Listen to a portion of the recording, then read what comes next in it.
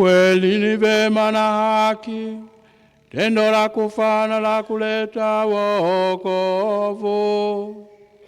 Tukushukuru wewe daima na popote.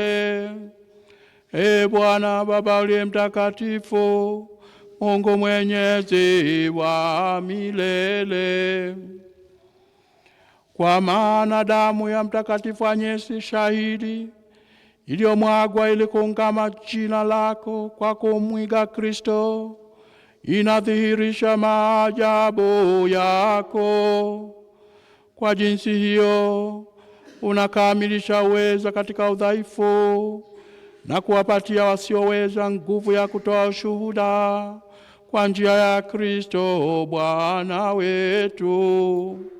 Kwa hiyo sisi pamoja na nguvu za mbinguni tunakutukuza daima hapa duniani, tukisifu bila mwisho azama yako kwa sauti kuu.